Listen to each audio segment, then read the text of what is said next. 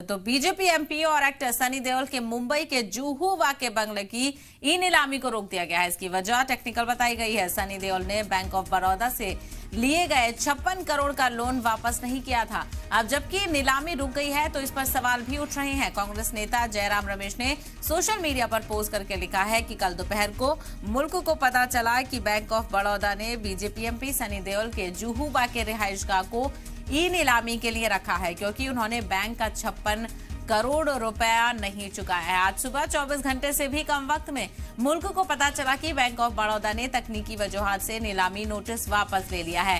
हैरानी की बात यह है कि इन तकनीकी वजूहात को किसने ट्रिगर किया।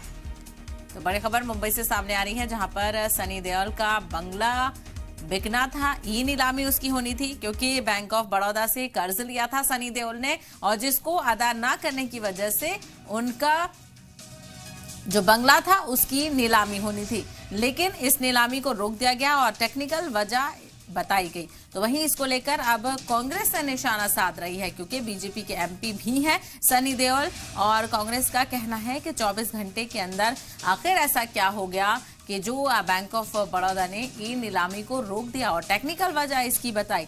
तो ऐसे में कहीं ना कहीं इसको लेकर हुकूमत पर निशाना साधा जा रहा है।